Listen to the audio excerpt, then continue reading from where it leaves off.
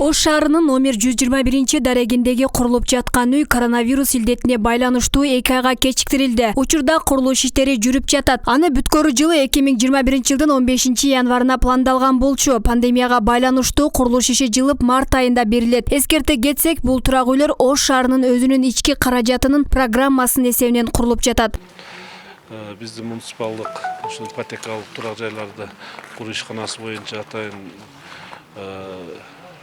ипотекалык үйлөрдү баштаганбыз. Мына бүгүн өзүңүздөр күбө болдуңар. Биринчи башталган үйүбүз урулуп атат. Ал жерде ушу 80 баатырлы квартира. Мына экинчи курулушубуз бул жерде 90 баатырлы. Мындайча айтканда биринчи үйүбүз Кудай буйруса ушул 21 жылы жаз айларына беребиз.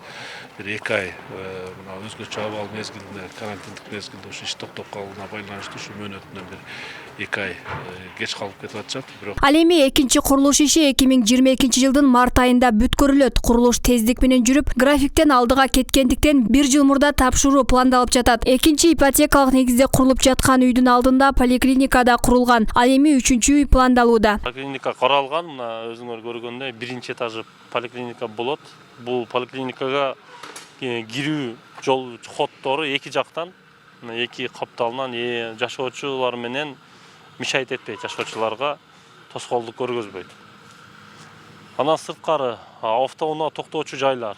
Бул сыртта жол жака каралган, автоунаалар кеңири батат. Бүгүнкү күндө кезекке туруп үй алууну каалагандардын саны 1337. Үйдү ипотекага берүү шарттарынын жобосу өзгөрүлүп, мурункудан бир топ жеңилдиктер каралган. Буга чейин ипотекалык негизде 6%га берилип, нааразычылыктардан улам 4%га түшкөн. Ал эми алгачкы төлөм 20% болсо, аны дагы 10%га төмөндөтүү планы бар. Бирок аны шаардык кеңештин депутаттары карап чыгуу талабы бар.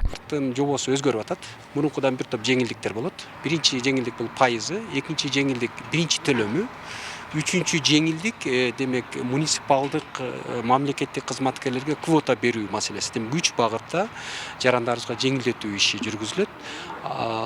Бул жерде башка шарт өзгөрбөйт. Негизинен үйү жок, жери жок, Ош шаарында учету бар, киреше жетиштүү адамдар ипотека алышат. Ош шаарындагы номер 3 Ломоносов гимназия мектебине кошумча имаратынын курулушу аяктап калган. 500 орундуу окуу корпусу декабрда ишке берилет дешет. Тосунда борборунда болгону байланыштуу ата-энелер көбүнчө орус тилдүү мектепте, ушул мектепке көбүнчө келип атышат. Анан ошо көйгөйдү чечүү максатында 2017 жылы 24 октябрь күнү ушу кошумча имараттын курулушу башталган. Акча каражаттарын чечилбей калган маселеси менен 2 жыл туруп калды. Бирок азыркы мынакей 2 айдан бери аябагандай жакшы курулуш жүрүп жатат.